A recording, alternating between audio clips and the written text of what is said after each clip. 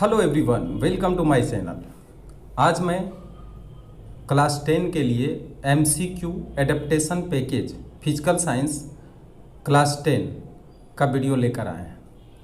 जैसा कि आप थंबनेल में देख चुके हैं, उसके हिसाब से आप आज करेंगे एडेप्टेशन पैकेज फिजिकल साइंस का क्लास 10 का क्वेश्चन। ठीक है, सबसे पहला क्वेश्चन देखिए, इनमें से ग्रीन हाउस गैस कौन सी है? आपका ऑप्शन जो दिया गया है वो है नाइट्रोजन, वो है नाइट्रस ऑक्साइड, वो है ऑक्सीजन, वो है हाइड्रोजन। ठीक है, तो इनमें से ग्रीन हाउस गैस कौन सा है? सबसे पहले तो जब आप ये जानिए कि ग्रीन हाउस गैस है क्या। जो वायुमंडल में वे गैस हैं जो सूर्य के प्रकाश के किरण को अवशोषित करता है और वायुमंडल को गर्म कर देता है। ठीक है, उसे ग्रीन हाउस गैस कहते हैं। तो आप जानते हैं कि ग्रीन हाउस गैस में सबसे प्रमुख गैस जो है वो क्या है? CO2 है। आपका क्या यहाँ पर CO2 मिल रहा है? नहीं मिल रहा है। ठीक है, मीथेन है। मीथेन मिल रहा है क्या? नहीं है। ठीक है, CFC मिल रहा है क्या? नहीं है। और नाइट्रोजन डाइऑक्साइड, इसको हम कहते हैं डाइनाइट्रो ऑक्साइड कहते हैं, डाइनाइट्रो मोनोऑक्साइड। क्या कहते हैं इसको? Dinitro monoxide, monoxide. अब ये गैस जो होता है इसको नाइट्रस ऑक्साइड भी बोलते हैं। ठीक है, अब कार्बन डाइऑक्साइड नहीं है, मीथेन नहीं है, इसमें CFC नहीं है, लेकिन N2O है जो कि नाइट्रस ऑक्साइड के नाम से जाना जाता है। ठीक है, या इसको डाइनाइट्रो मोनोऑक्साइड भी कहते हैं।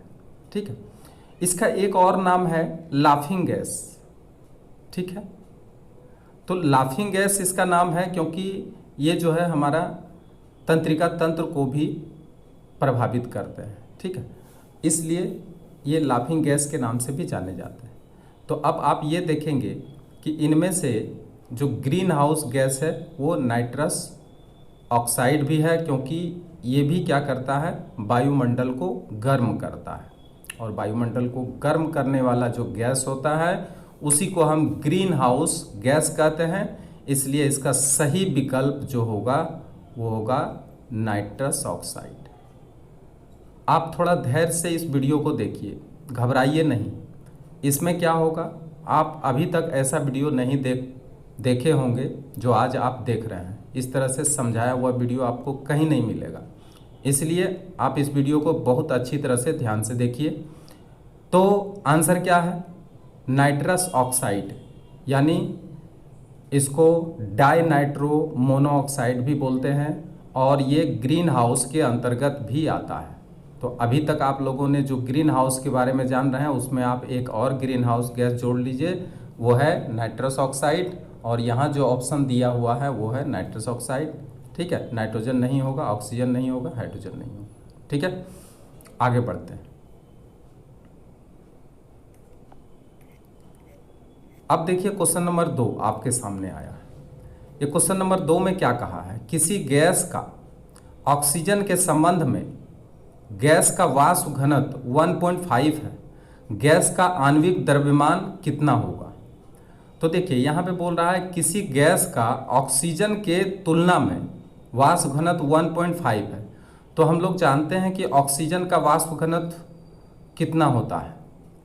ठीक है, तो आप अनुभार ऑक्सीजन गैस का जानते हैं, O2 गैस का अनुभार आपको मालूम है कितना होता है? 16 गुना 2 बराबर 32। ठीक है, ये इसका अनुभार है। ठीक, लेकिन इस गैस का अगर वाष्प घनत्व निकालें, ऑक्सीजन गैस का, O2 का वाष्प घनत्व अगर निकालें, वाष्प घनत्व, घबराइए नहीं, ध्यान से समझिए, ये ऐसे केवल टिक लगा देने से कुछ नहीं होगा, टिक लगा देने से आप कुछ नहीं समझ पाएंगे, ठीक है। इसलिए यहाँ पे इसको अच्छी तरह से ध्यान से देखिए। O2 का अनुभार 32 मालूम है, कैसे निकालते हैं? ये है इसका परमाणु भार, परमाणु भार को 2 से गुना करेंगे क्योंकि ये दो ऑक्सीजन दो परमाणु के मिलने से बना है, इसलिए 32। O2 का वाष्प घनत्व कितना होगा? तो आप जानते हैं कि ऑक्सीजन का वाष्प घनत्व जो होता है वो अनुभार का आधा होता है, ठीक है। तो अनुभार divided by 2 is equal to, अनुभार इसका 32 हुआ, 32/2 इज इक्वल टू 16, ठीक है।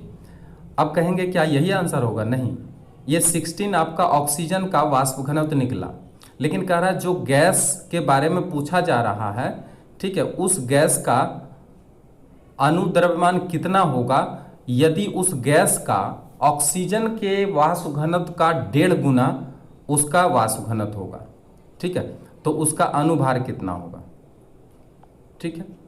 तो इसका जब अनुभार हम निकालना चाहेंगे, ठीक है, तो प्राप्त गैस का अनुभार बराबर 1.5 इंटू क्या करेंगे?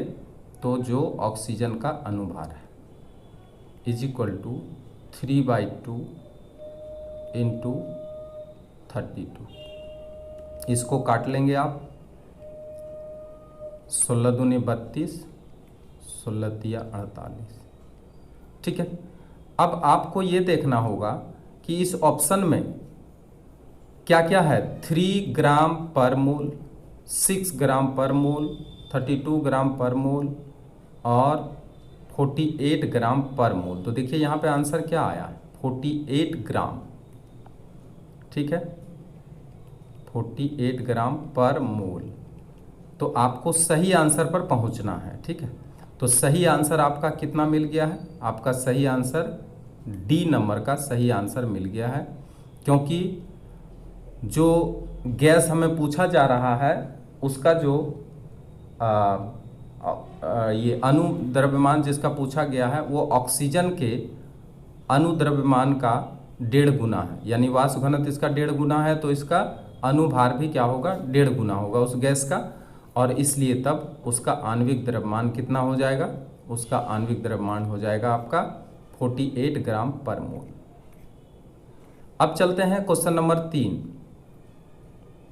यदि किसी वस्तु को उत्तल लेंस के फोकस के भीतर रखा जाता है तो बनने वाला प्रतिबिंब होगा। अब देखिए, एक वस्तु को उत्तल लेंस के फोकस के भीतर रखा जाता है। आपको मालूम होना चाहिए कि उत्तल लेंस जो होते हैं, ठीक है, इसके फोकस के भीतर अगर हम वस्तु को रखें तो हमेशा वस्तु को इधर ही रखते हैं, ठीक है, लेफ्ट साइड में ही रखते हैं। तो ये आपका फोकस है और ये इसका सेंटर ऑफ कर्वेचर है। अब इसके बीच अगर वस्तु को रखेंगे तो कहीं ना कहीं इसका ऑप्टिकल सेंटर P, जो ऑप्टिकल सेंटर है, ठीक है, और ये फोकस, इसके बीच में ही वस्तु को रखना पड़ेगा। तो इससे जो प्रकाश की किरणें गुजरेगी इस वस्तु से होकर, तो ये क्या होगा? इसका फोकस से होकर जाकर के कट जाएगा। मान लिया जाए यही फोकस है, ठीक। और दूसरा किरण जो है इसका वक्रता के इसका ऑप्टिकल सेंटर से होकर अगर जाएगा तो ये इस तरीके से एक दूसरा किरण क्या होगा? चला जाएगा, और ये इधर कहीं आपस में कटेगा नहीं। जब आपस में कहीं नहीं कटेगा, ठीक है, तो अब जब इसको देखेगा तो ये प्रतिबिंब इसको किधर दिखाई देगा? इधर पीछे कटता हुआ इसको प्रतीत होगा। तो देखिए पीछे कहाँ कट रहा है, ये कहीं ना कहीं पीछे जाके कट जाएगा और यहाँ पे इसका प्रतिबिंब बनेगा, ठीक है। अब देखिए ये जो प्रतिबिंब होता है, ठीक है, ये वस्तु से बड़ा होता है, और ये देखिए सीधा हुआ या उल्टा हुआ? सीधा हुआ। तो देखिए आपका आंसर यहीं पे मिल गया है। मिला कि नहीं मिला? सो पहले बताइए। मिला कि नहीं मिला? मिल गया, क्योंकि वस्तु को हम रखे हैं कहाँ? फोकस और ऑप्टिकल सेंटर के बीच रखे हैं, ठीक है। मध्य में कहीं भी रखेंगे आप फोकस और ऑप्टिकल सेंटर के बीच में, तो इसका जो प्रतिबिंब होगा इसी तरीके से बनेगा, ठीक है। इधर कहीं नहीं कटेगा, जब नहीं कटेगा तो इसलिए इसका प्रतिबिंब काल्पनिक बनेगा, ठीक है। वस्तु के तरफ ही बनेगा, वस्तु से बड़ा बनेगा, आभासी बनेगा। ये देखिए आभासी मतलब काल्पनिक, और सीधा भी बन रहा है। तो अब देखिए इसमें वास्तविक और उल्टा, कहीं वास्तविक और उल्टा नहीं बन रहा है, आभासी और उल्टा। देखिए आभासी में कभी उल्टा होता ही नहीं है, अगर आभासी बनेगा तो सीधा ही बनेगा। वास्तविक और सीधा, अगर वास्तविक प्रतिबिंब बनेगा तो सीधा बन ही नहीं सकता है, वास्तविक बनेगा तो उल्टा बनेगा, ठीक है। तो यहाँ पर क्या है कि हम अंत में निष्कर्ष पर पहुँचते हैं कि डी नंबर का जो ऑप्शन है वही हमारा क्या है? सही आंसर है, ठीक है। यानी आभासी और सीधा प्रतिबिंब इसका बनता है। क्लियर? आगे बढ़ते हैं। अब आता है क्वेश्चन नंबर 4।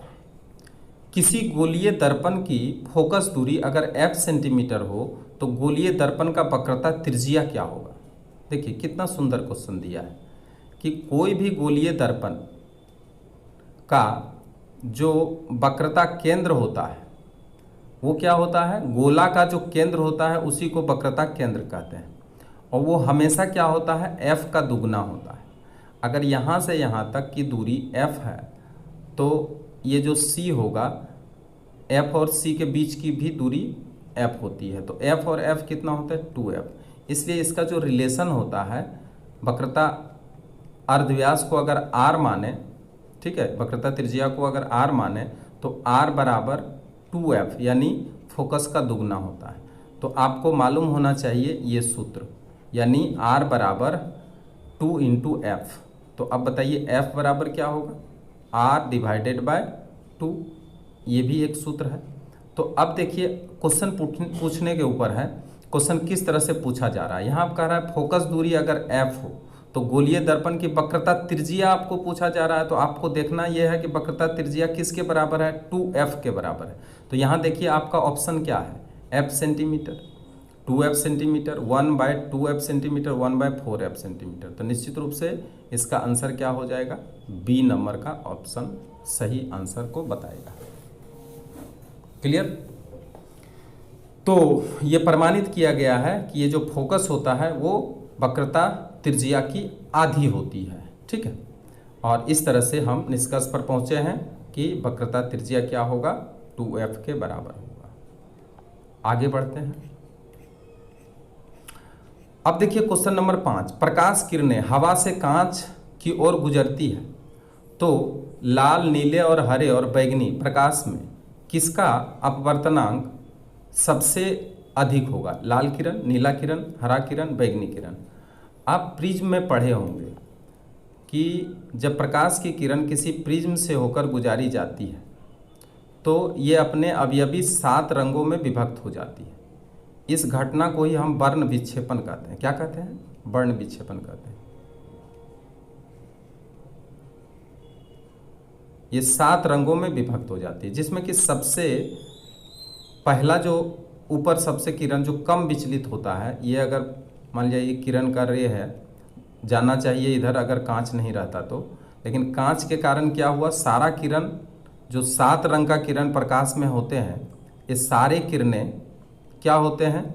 तो अपना अलग अलग तरंग दैर्ध्य की लंबाई अलग अलग होने के कारण, ठीक है, वेग अलग अलग रंग का, प्रकाश का अलग अलग रंग के वेग अलग अलग होने के कारण ये अलग अलग एंगल पर क्या होता है? विचलित होता है, ठीक है।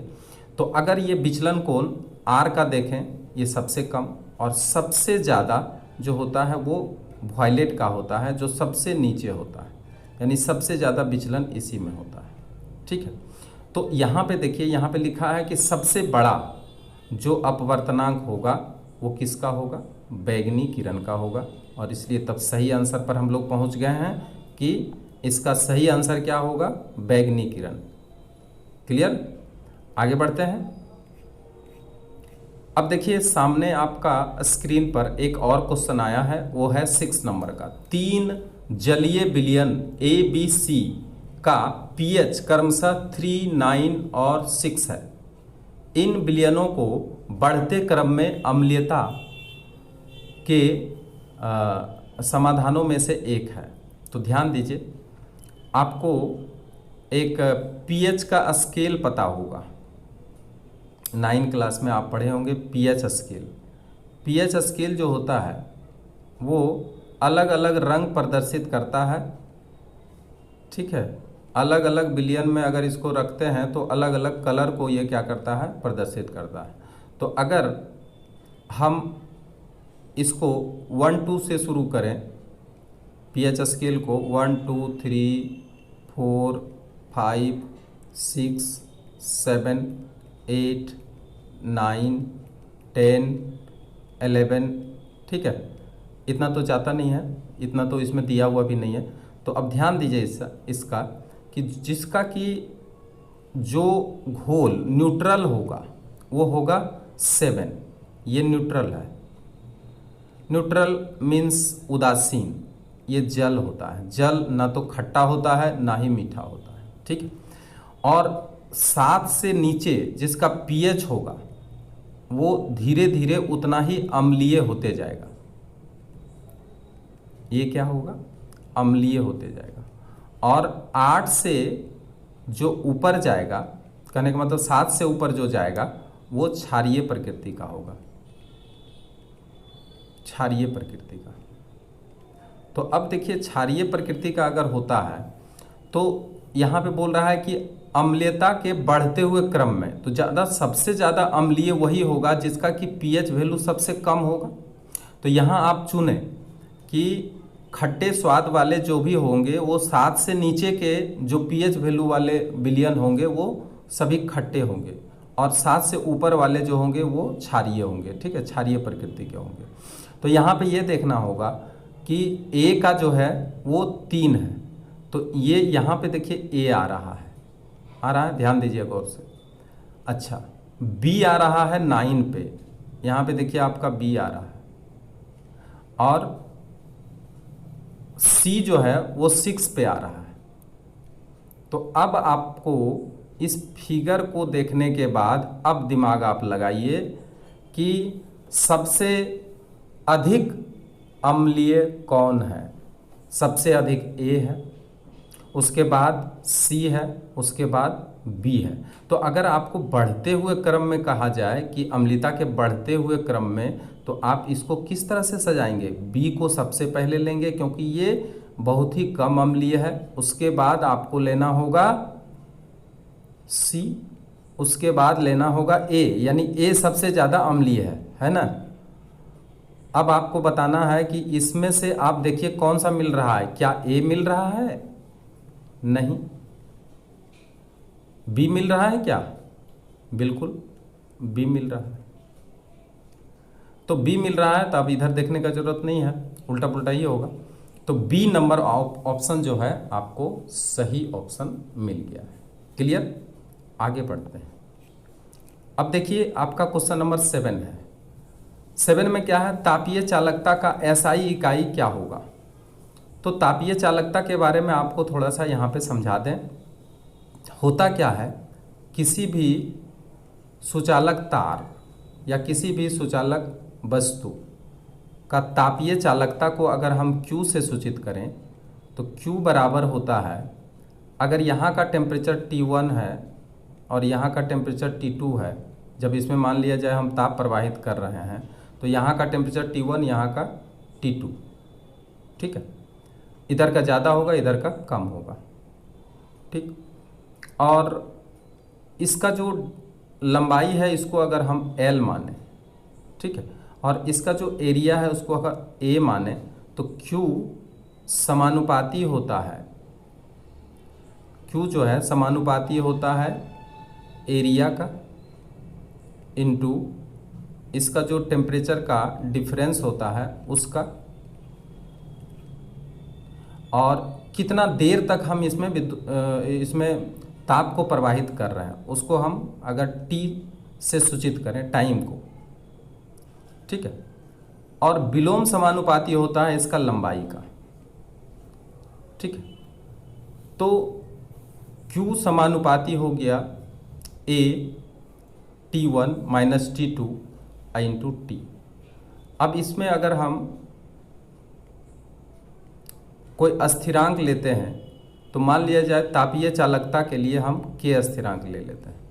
तो K अगर ले लें, ये ऊष्मा की मात्रा समानुपाती इसके होते हैं। अगर K तापीय चालकता को अगर माने तो K into A into T1 minus T2 into T हुआ और डिवाइडेड बाय L हुआ। अगर इसको क्रॉस गुना करें तो क्या मिलेगा हमें? क्रॉस गुना करने से हमको K इज इक्वल टू मिलेगा Q into L divided by A into T1 minus T2 और इंटू T। ठीक है, यही तो मिल रहा है और यही आपका ऊष्मीय चालकता है। अब इसमें आप इसका अगर मान निकालना चाहते हैं ऊष्मा चालकता का, तो यहाँ पे देखिए Q जो होता है,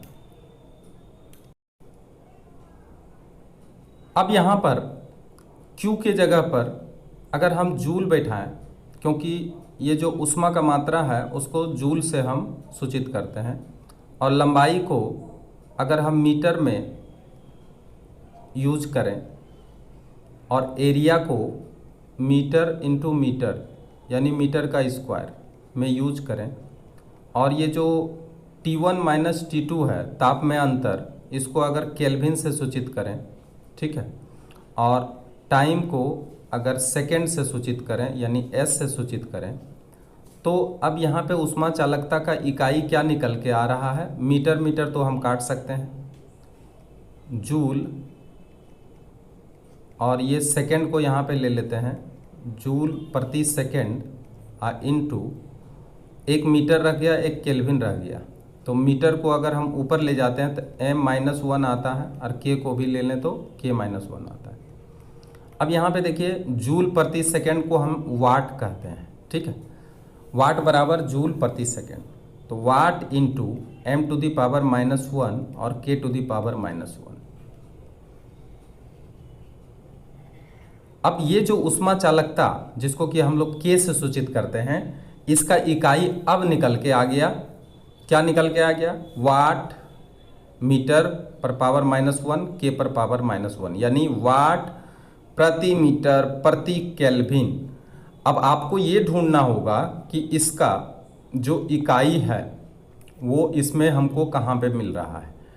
वाट मीटर -1 केल्विन नहीं है, वाट मीटर केल्विन -1 नहीं है, वाट मीटर -1 केल्विन -1। तो अब देखिए आप निष्कर्ष पर पहुंच गए हैं, सी नंबर का ऑप्शन आपका सही मिला है, यानी तापीय चालकता का एसआई इकाई वाट प्रति मीटर प्रति केल्विन, और यही आपका सही आंसर है।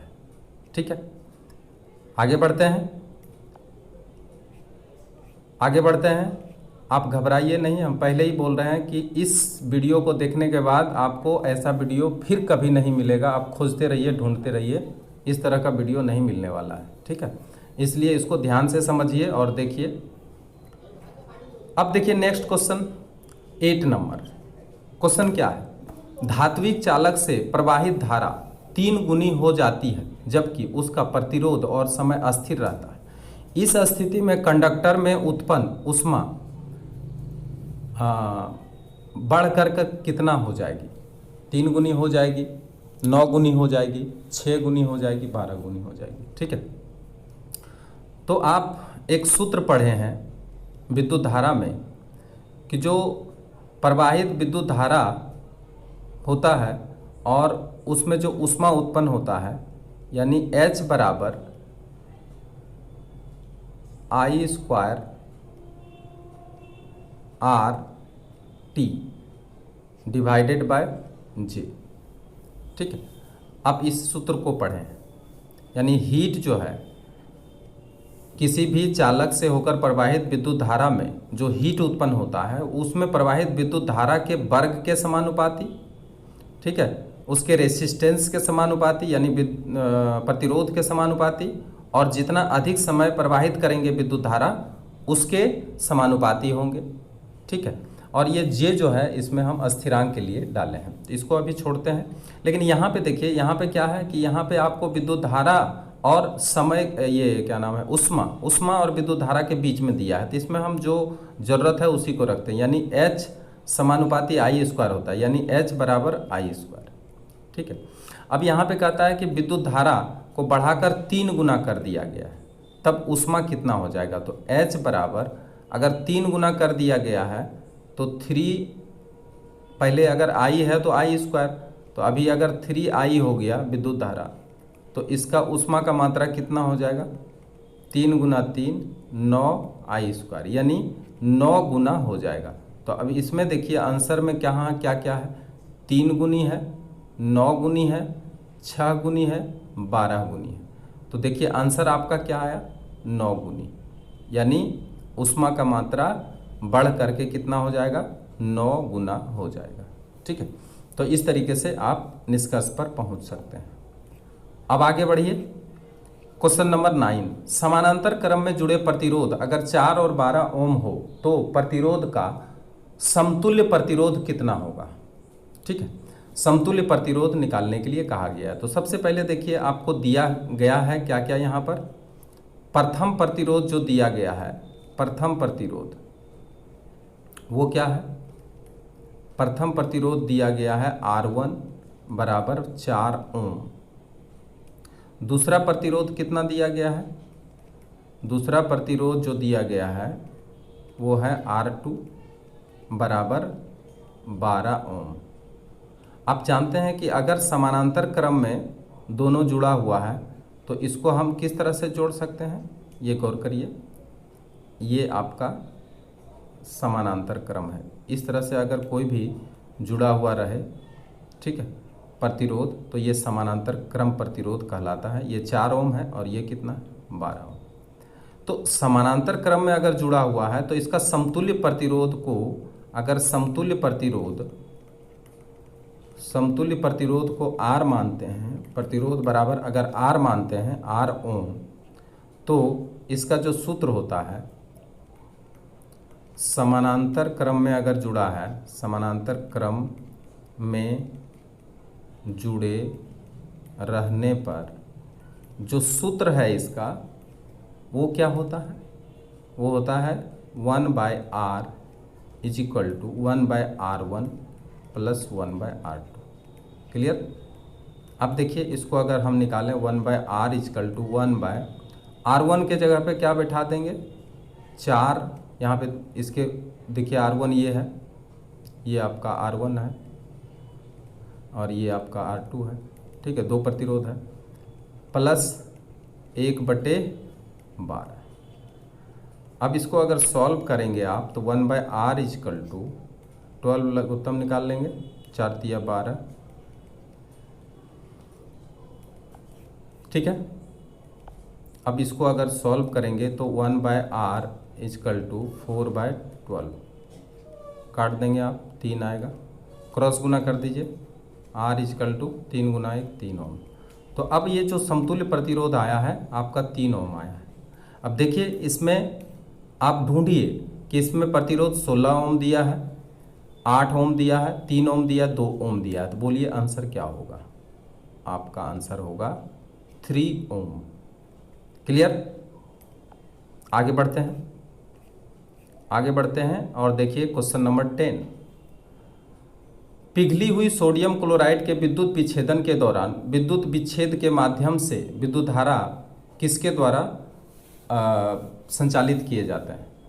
तो देखिए आप जानते हैं कि किसी भी धातु के तार से होकर अगर विद्युत धारा हम प्रवाहित करते हैं तो उसमें धारा को प्रवाह करने के लिए इलेक्ट्रॉन जिम्मेवार है। वो क्या होता है, इलेक्ट्रॉन विद्युत धारा को एक स्थान से दूसरे स्थान तक ले जाते हैं। लेकिन अगर आप कोई विलयंस लेते हैं या कोई घोल लेते हैं जो विद्युत विच्छेद है, उस विद्युत विच्छेद में अगर हम इलेक्ट्रोड डालते हैं, एनोड कैथोड इलेक्ट्रोड डाल देते हैं, एक अगर एनोड डालते हैं प्लस और दूसरा कैथोड डालते हैं, तो यहाँ पे देखा जाता है कि यहाँ पे कह रहा है कि गला हुआ सोडियम क्लोराइड लिया गया है। क्या लिया गया है? NaCl, यानी सोडियम क्लोराइड। तो सोडियम क्लोराइड जो लिया गया है, तो जब भी विद्युत धारा इसमें प्रवाहित करेंगे तो सोडियम क्लोराइड जो है वो विघटित हो जाएगा और ये क्या बनाएगा? Na+ और Cl-।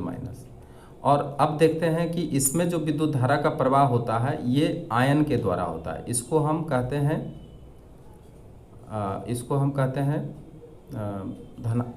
धन आयन, इसको कहते हैं ऋण आयन।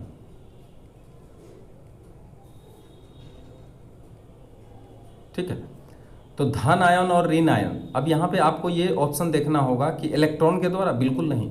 इलेक्ट्रॉन के द्वारा क्यों? क्योंकि ये धातु तो नहीं बताया गया, ये तो सोडियम क्लोराइड है, तो ये तो या तो ठोस में है या तो पिघली हुई अवस्था में है, या तो इसको हम घोल सकते हैं, लेकिन ठोस तो नहीं। तो इसलिए इलेक्ट्रॉन का प्रवाह तो होगा नहीं, इलेक्ट्रॉन से विद्युत धारा प्रवाहित होगा नहीं। ठीक। दूसरा है केवल धनायन के द्वारा नहीं होगा, केवल आयन के द्वारा नहीं होगा, तो क्या होगा? धन आयन और ऋण आयन के द्वारा होगा। क्लियर हो गया? आंसर हो गया डी।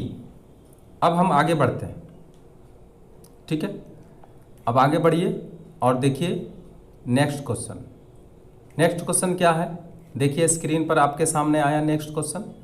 यह है क्वेश्चन 11 नंबर का। नीचे दिए गए आयनिक यौगिकों में से किसी में धनायन और ऋण आयन दोनों के बाहरी कक्ष में दोनों अष्टक पूर्ण नहीं करता है। NaCl, NaH, LiH और LiCl। ध्यान से देखिए कि सोडियम अगर है तो सोडियम के अंतिम कक्षा में जो इलेक्ट्रॉन होते हैं वो होते हैं 7। ठीक है, क्योंकि टोटल इसका जो इलेक्ट्रॉन है वो है 11 इलेक्ट्रॉन। तो पहली कक्षा में तो इसका 2 होता है, दूसरी कक्षा में 2 8 होता है और तीसरी कक्षा में 1 होता है। 7 नहीं, 1 होगा।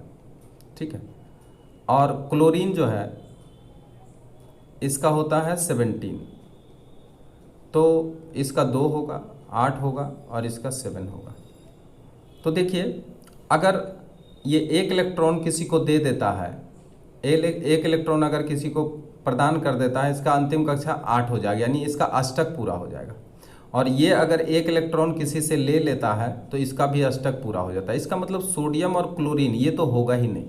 तो सोडियम के साथ जो भी है वो नहीं होगा और क्लोरीन नहीं होगा। तो आपको देखिए कितना सहज है आंसर ढूंढना कि जब क्लोरीन हो ही नहीं सकता है, सोडियम हो ही नहीं सकता है, तो यहाँ भी देखिए सोडियम है, यहाँ भी देखिए क्लोरीन है, तो आपको आंसर में यहाँ पे सी ऑप्शन रह जाता है। लेकिन अब आप ये जानना चाहेंगे कि आखिर सी हुआ तो हुआ क्यों। ठीक है, ये भी तो जानना है। देखिए लिथियम का होता है संयोजकता 3। इसका हम अगर इलेक्ट्रॉनिक विन्यास लिखेंगे तो 2 होगा, 1 होगा। ठीक है, हाइड्रोजन को तो मालूम है 1 ही होता है। ठीक, तो अब यहाँ पे आप देखिए किसी का अष्टक पूरा हुआ है क्या? अष्टक कहने का मतलब 8 इलेक्ट्रॉन कहीं पे इसका अंतिम कक्षा में मिलने की चांस है क्या? कहीं भी इसका 8 इलेक्ट्रॉन मिलने की चांस नहीं है, और इसलिए तब आंसर पर निकल के आ गए हम लोग LiH, और यही इसका सही आंसर है।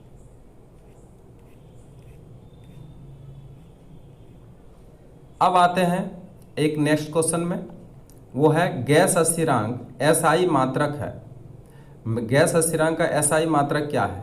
जूल मोल पर kelvin, joule mole kelvin, joule mole to the power -1 और केल्विन, जूल मोल केल्विन, और लास्ट में दिया कि जूल पर मोल पर केल्विन। ठीक है, अब इसमें से आपको तो रटने में ज़्यादा अच्छा लगता है तो रट लीजिए, वो भी ठीक है, लेकिन ये आया कहाँ से वो भी तो जानना जरूरी है। ठीक है, आपको गैस इक्वेशन याद होगा। गैस इक्वेशन में क्या है? PV बराबर nRT। ये आप जानते हैं गैस इक्वेशन, आदर्श गैस इक्वेशन है PV बराबर nRT। ठीक है, आप इसको सीख लीजिए। ये जब बड़ा क्वेश्चन दिया जाएगा, ठीक है, स्थिरांक का मान निकालने के लिए, इसका इकाई निकालने के लिए, तो इसका आवश्यकता पड़ेगी। ठीक है, तो देखिए यहाँ पे पी वी बराबर एन आर टी होता है। अब हमें यहाँ पे ये जो आर है, ये आर है, इसी को हम कहते हैं गैस स्थिरांक। तो बताइए आर बराबर क्या मिलेगा आपको? आर बराबर मिलेगा P V divided by N T. Clear? या आर बराबर पी मतलब होता है यहाँ पे दबाव, दबाव का मतलब होता है बल बटे क्षेत्रफल। क्या होता है? बल बटे क्षेत्रफल, पहले पढ़ चुके हैं, बल बटे क्षेत्रफल। यानी इसको अगर हिंदी में नहीं लिख करके शॉर्ट में अगर हम इसको एफ बाई ए लिखें तो कोई दिक्कत नहीं है। F divided by A into भी बराबर होता है भी वॉल्यूम, वॉल्यूम का होता है मीटर का पावर क्यूब,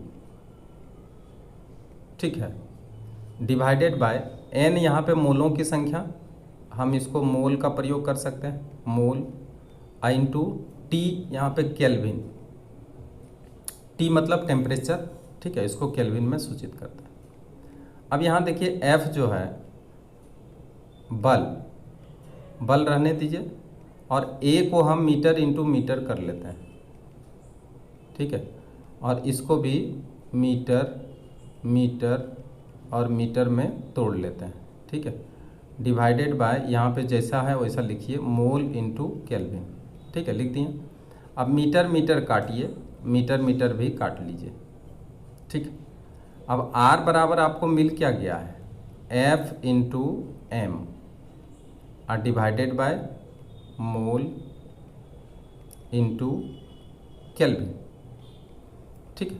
बल गुना विस्थापन, मीटर तो हुआ दूरी का मात्रक, तो बल गुना विस्थापन, ठीक है, बराबर कार्य होता है। कार्य को हम लोग जूल से सूचित करते हैं, ठीक है, जूल यानी जे से सूचित करते हैं, ठीक है, जे डिवाइडेड बाय मोल पर केल्विन, मोल इंटू केल्विन।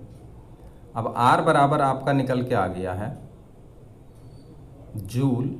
अब देखिए ध्यान से, मोल को अगर हम ऊपर ले जाते हैं तो मोल पर पावर -1, के को ऊपर ले जाते हैं -1, यानी जूल प्रति मोल प्रति केल्विन, जे मोल पर पावर -1 और के पर पावर -1। अब आपको जाना है ऑप्शन में। अब देखिए यहाँ पे जूल मोल पर पावर -1, केल्विन पर पावर -1, तो आप अब जो है हकीकत में आप गैस स्थिरांक का एसआई मात्रक ढूंढ लिए हैं, ठीक है। और अब जो है इसको याद रखना है, जूल प्रति मोल प्रति केल्विन गैस स्थिरांक, जिसको कि हम आर से सूचित करते हैं, ठीक है, उसका मान मिल गया है। क्लियर है? जैसे ही तापमान बढ़ाया जाता है, अर्धचालक की प्रतिरोधकता, देखिए अगर यही क्वेश्चन रहता है चालक की प्रतिरोधकता, तो तापक्रम अगर बढ़ेगा तो अणुओं की संख्या में, अणुओं के गति में वृद्धि होगा, और जिससे कि क्या होगा, प्रतिरोध बढ़ जाएगा, ठीक है। लेकिन यहाँ पे अर्धचालक है, अर्धचालक में उल्टा होता है, इसलिए यहाँ पे आपको लिखना होगा घटता है, ठीक है, और इसलिए सही आंसर पर हम पहुँच गए, घटता है, ठीक है। इसमें और कुछ विशेष नहीं है। फ्लेमिंग के बाएं हाथ के नियम से, देखिए अब इलेक्ट्रिसिटी का क्वेश्चन आ गया है कि फ्लेमिंग के बाएं हाथ के नियम से इसमें क्या कहा गया है। फ्लेमिंग का बाएं हाथ का नियम जो है उसमें क्या बताया गया है कि अगर आपका बायां हाथ है, ठीक है, तो उसमें आपका ये जो मध्यमा है, जिसको मध्य उंगली बोलते हैं, ठीक है, मध्यमा यानी जो मध्य उंगली है वो विद्युत धारा को सूचित करता है, ठीक है, ये क्या करता है, विद्युत धारा को सूचित करता है, विद्युत धारा। और जो आपका फोर फिंगर है, यानी जिसको कि हम तर्जनी कहते हैं, ये वाला उंगली, ठीक है, ये आपका जो उंगली है ये चुंबकीय क्षेत्र को सूचित करता है, चुंबकीय क्षेत्र को सूचित करता है। और जो तब अंगूठा होगा, ठीक है, ये जो अंगूठा होगा ये चालक के विक्षेप को प्रदर्शित करेगा, मतलब चालक के ऊपर लगने वाला बल को सूचित करेगा। तो आपको ये देखना होगा कि जो फ्लेमिंग का लेफ्ट हैंड रूल है, ठीक है, उसमें आपको ये देखना होगा कि इसमें कौन सा सही है। देखिए, तर्जनी धारा के दिशा को निर्धारित करता है। अब तर्जनी इसको कहते हैं, देखिए यहाँ कहा धारा के दिशा को, बिल्कुल गलत बोल दिया, ठीक है। चालक का विक्षेप ये है अंगूठा, चालक का विक्षेप। अब जब सभी चीज आपको पता हो गया तो आप खुद आंसर यहाँ पे ढूंढ लेंगे। ये देखिए, ये अंगूठा है, अंगूठा, ये है तर्जनी, तर्जनी कहते हैं जो 4 फिंगर होता है तर्जनी, ठीक है, और इसको कहते हैं मिडिल फिंगर, मिडिल फिंगर, ठीक है। अंगूठा, तर्जनी और मध्यमा, इसको मध्यमा भी कहते हैं। तो अब बताइए, हम जैसा जैसा बता दिए हैं कि ये जो मध्यमा है ये विद्युत धारा को सूचित करता है, ठीक है, और जो 4 फिंगर है यानी तर्जनी है वो चुंबकीय क्षेत्र को सूचित करता है, और चालक का विक्षेप अंगूठा सूचित करता है। तो अब यहाँ पे देखिए, तर्जनी धारा की दिशा, सबसे पहले यही गलत है, आगे देखने का जरूरत नहीं। मध्य उंगली धारा की दिशा, देखिए यहाँ पे मध्य उंगली यानी मध्यमा धारा की दिशा को निर्धारित करती है, तर्जनी चुंबकीय क्षेत्र को, और अंगूठा चालक के विक्षेप के दिशा को निर्धारित करते हैं। देखिए कितना आसानी से आप आंसर को ढूंढ लिए हैं, यानी बी नंबर ऑप्शन आपका बिल्कुल सही है, जो कि फ्लेमिंग के लेफ्ट हैंड का रूल बताता है। ठीक, आगे बढ़ते हैं। अब जो क्वेश्चन आया है वो है, जो कथन सही नहीं है उसी को चुन।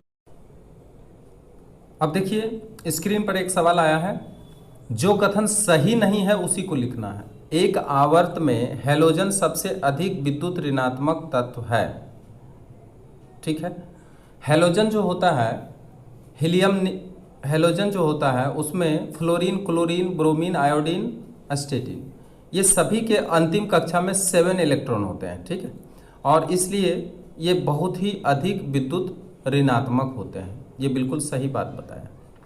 एक आवर्त में निष्क्रिय गैस में उच्चतम पहली आयनीकरण ऊर्जा होती है, निश्चित रूप से, कि क्योंकि ये जो निष्क्रिय गैस होते हैं इसके अंतिम कक्षा में 8 इलेक्ट्रॉन होते हैं, और जब 8 इलेक्ट्रॉन होते हैं तो ये बहुत ही मजबूत यानी बहुत ही स्ट्रॉन्ग बॉन्ड से बंधे हुए होते हैं। ठीक है, इसलिए इसकी ऊर्जा बहुत अधिक होती है, यहाँ से इलेक्ट्रॉन निकालना बहुत ही मुश्किल हो जाता है। ठीक है, इसलिए ये सारे गैस क्या होते हैं, निष्क्रिय होते हैं।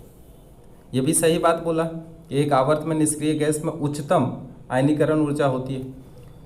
सी नंबर में कहा कि एक आवर्त में क्षार धातु सबसे अधिक ऑक्सीकरण करने वाली प्रजाति है। देखिए, ये क्षार धातु जो होता है ये ऑक्सीकरण की क्रिया बहुत ही मुश्किल से करते हैं। ठीक है, इसलिए यहाँ पे जो गलत आंसर है, यहाँ पे बोला जो कथन सही नहीं है उसी को चुनने के लिए कहा गया। तो जो कथन सही नहीं है वो कौन सा है, तो वो है आपका नंबर सी, और इसलिए तब सी नंबर को आप दाग कर सकते हैं। बाकी देखिए डी नंबर में कहता है, दूसरे आवर्त में बाएं से दाएं जाने पर परमाणु त्रिज्या घटती है। तो हम लोग जानते हैं किसी भी आवर्त सारणी में बाएं से अगर दाएं जाते हैं तो इलेक्ट्रॉनों की संख्या बढ़ती है, और ज़्यादा इलेक्ट्रॉन अगर बढ़ेगा तो उसमें क्या होगा कि जो इसका परमाणु की त्रिज्या होगी वो थोड़ा सा घट जाएगा, क्योंकि इलेक्ट्रॉन अधिक होने से नाभिक में क्या होता है, आकर्षण बल ज़्यादा होने के कारण वो छोटा होते चला जाता है। इसलिए वो धीरे धीरे क्या होगा, नाभिक छोटा होते चला जाएगा बायां से दायां जाने पर, लेफ्ट से राइट जाने पर। ठीक है, तो इसलिए ये भी सही बोला है। ठीक, लेकिन यहाँ पे देखिए आंसर क्या होगा, आंसर आपका जो गलत है उसी का आंसर पूछा जा रहा है। जो कथन सही नहीं है, तो यानी ये कथन सही नहीं है, इसलिए ये आंसर आपको लगाना है, यानी सी नंबर का ऑप्शन लगाना है। ठीक है, आगे बढ़ते हैं। अब देखिए क्वेश्चन नंबर 16, 24 ग्राम कार्बन के पूर्ण दहन से प्राप्त कार्बन डाइऑक्साइड के एसटीपी पर आयतन कितना होता है। ठीक है, तो 24 ग्राम कार्बन को दहन किया जाता है। यहाँ पे देखिए, अगर C+O2 इसको अगर हम जलाते हैं तो बनता है CO2। ठीक है, तो CO2 यहाँ पे कह रहा है 24 ग्राम, तो CO2 जो बनता है, ये जो बनता है तो इसका कितना लिया गया है, इसका लिया गया है 24 ग्राम, लेकिन इसका होता कितना है परमाणु भार, इसका होता है परमाणु भार 12, ठीक है, और इसका होता है 44। तो यहाँ पे तो 1 मोल बना कार्बन डाइऑक्साइड का, 1 मोल बना, और 1 मोल का आयतन कितना होता है, 1 मोल का आयतन होता है 22.4 लीटर। इसका मतलब कि अगर कार्बन को ऑक्सीजन के साथ दहन किया जाता है तो 12 ग्राम में आपको 22.4 लीटर CO2 प्राप्त होता है। यहाँ लिखें, चूंकि 12 ग्राम कार्बन से 22.4 लीटर CO2 प्राप्त होता है। इसलिए बोलिए 1 ग्राम अगर कार्बन डाइऑक्साइड को जलाएं तो कितना मिलेगा, 22.4 गुना 12, लेकिन आपको यहाँ पे कह रहा है 24 ग्राम दिया गया है। तो 24 ग्राम जब दिया गया है तो 24 ग्राम को अगर हम बर्न कर दें तो हमें कितना मिलेगा, 22.4 बटे 12, गुना कर देंगे कितना, 24 कर देंगे, इसको काट लीजिए 2 बार, आएगा कितना, 22 दूनी 44 और 8, यानी 44.8 लीटर, यानी 44.8 लीटर आपको CO2 मिलेगा। तो देखिए इसमें ऑप्शन कहाँ है, A नंबर नहीं है, B नंबर नहीं है, C नंबर नहीं है, देखिए D नंबर आपका सही आंसर मिल गया है। तो ये है सही आंसर, ठीक है। अब एक बात और देखिए, आप सोचेंगे कि क्या हमको जो जमा करना है, ये एक्टिविटी टास्क जो एडप्टेशन टास्क मिला है स्कूल में जमा करने के लिए, तो क्या हम ये इसको सॉल्व करके जमा करेंगे? तो ऐसा बात नहीं है। सॉल्व तो आपको करना है, घर में करना है, करके देखना है कि आखिर इसका सही चीज़ क्या है, किताब में ढूंढना है, ठीक है। और अगर आप मेरा वीडियो देख रहे हैं तो आप इससे भी समझ सकते हैं, ठीक। परंतु वहाँ पे केवल आपको टिक लगाकर जमा कर देना है, ठीक है। समझ में आ गया? अब आगे बढ़ते हैं। 17 नंबर, यौगिक CH3CHOH CH3 का IUPAC नाम क्या है? तो देखिए IUPAC जो नामकरण है उसमें किस तरह से नामकरण किया जा रहा है, CH3CH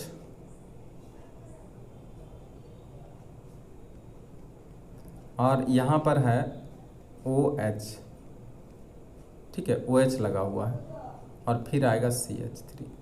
देखिए ये इसको कहते हैं स्ट्रक्चरल फार्मूला कहते हैं। ये किसका स्ट्रक्चरल फार्मूला है? तो देखिए कार्बन इसमें 3 है, तो कार्बन 3 होता है तो इसको प्रोपेन कहते हैं, ठीक है। प्रोपेन क्यों कहते हैं? क्योंकि देखिए सब में सिंगल बॉन्ड है, तो सिंगल बॉन्ड जो भी होते हैं वो संतृप्त हाइड्रोकार्बन होते हैं, सेचुरेटेड हाइड्रोकार्बन, इसलिए ये प्रोपेन है। और यहाँ पे देखिए 2 नंबर पर 2 नंबर वाला कार्बन में क्या है, अल्कोहल ग्रुप लगा हुआ है, ठीक है। 1 number carbon, 2 number carbon, 3 number carbon, तो 2 नंबर में क्या है, अल्कोहल लगा हुआ है, तो इसको कहते हैं, इसका IUPAC नाम जब रखा है तो इसको कहा प्रोपेन टू ऑल, यानी इसको प्रोपेनॉल भी कहते हैं, ठीक है। प्रोपेन टू ऑल कहते हैं क्योंकि 2 नंबर कार्बन से अल्कोहल का जो ग्रुप है वो जुड़ा हुआ है, यानी हाइड्रोक्सिल ग्रुप जो है 2 नंबर कार्बन से लगा हुआ है, इसलिए ये है प्रोपेन टू ऑल। क्लियर? आगे बढ़ते हैं। क्वेश्चन नंबर 18, वह यौगिक जो ब्रोमीन कार्बन टेट्राक्लोराइड अभिकर्मक को रंगहीन नहीं करता है, ठीक है। अब यहाँ पे देखिए कहता है कि जो रंगहीन नहीं करता, इसका मतलब जो भी अनसेचुरेटेड कार्बोहाइड्रेट है, अनसेचुरेटेड हाइड्रोकार्बन है, ठीक है, जैसे डबल बॉन्ड वाला, ठीक, डबल बॉन्ड वाला हो या सिंगल बॉन्ड वाला, ये ट्रिपल बॉन्ड वाला हो, ठीक है। अब ये जो बना रहे हैं हम, ये क्या बना, इसको कहते हैं C2H6, ठीक है, C2H6, इसको इथीन बोलते हैं या इथिलीन भी बोलते हैं इसको कभी कभी, इथिलीन। या फिर ट्रिपल बॉन्ड हो इसको एसिटिलीन बोलते हैं, ठीक है। और ये जो बेंजीन है C3H6 3 × 2 6, और ये देखिए ये जो है ये इसी का सदस्य है, C2H2 का ही सदस्य है। तो यहाँ पर देखिए, यहाँ पे ये आपका मिल रहा है अनसेचुरेटेड, ये भी अनसेचुरेटेड, ये भी अनसेचुरेटेड। यहाँ पे एक ही है जो कि सेचुरेटेड हाइड्रोकार्बन है। तो जो अनसेचुरेटेड हाइड्रोकार्बन है वो उससे ब्रोमीन प्रतिक्रिया करके टेट्राक्लोराइड बनाता है, ठीक है। क्योंकि इसका बंधन धीरे धीरे करके टूटते जाता है, एक एक बंधन, और क्लोरीन जो है ये क्लोराइड इसके साथ प्रतिक्रिया करते चला जाता है, चाहे ब्रोमीन हो या फिर ब्रोमीन हो या क्लोरीन हो, ये सब इससे के साथ जुड़ते चला जाता है, ठीक है। और ब्रोमीन अगर है तो ब्रोमीन कार्बन टेट्राक्लोराइड बना सकता है, या क्लोरीन है तो क्लोरीन टेट्राक्लोराइड बना सकता है। तो हम यहाँ पे ऑप्शन में आ रहे हैं जो कि है C2H6। ये क्या है? ये एल्केन का सदस्य है, यानी A नंबर जो है वो एल्केन का सदस्य है, और ये इसके साथ संयोग नहीं करता है, इसलिए तब हम आंसर पर आएंगे A नंबर। और इसमें क्वेश्चन है क्या? नहीं, इसमें अब क्वेश्चन नहीं है, ठीक है। और इसलिए आज मैं वीडियो यहीं पे समाप्त करता हूँ। अगर आपको वीडियो अच्छा लगा हो तो इसे अधिक से अधिक शेयर करें, ताकि अन्य विद्यार्थियों को भी सही नॉलेज हो और सही जानकारी मिले। जो सतही तौर पर ज़्यादातर विद्यार्थी क्या करते हैं कि सतही तौर पर वो केवल टिक लगाकर जमा कर देते हैं, परंतु उसको समझ में कुछ नहीं आता है कि आखिर ये आया कहाँ से, ये हुआ कैसे। उसके लिए ये वीडियो बहुत ही महत्वपूर्ण है। आप इसे देखिए और अन्य दोस्तों को शेयर करके भी दिखाइए, और अधिक से अधिक मेरा चैनल को सब्सक्राइब भी ज़रूर करिए। Thank you very much.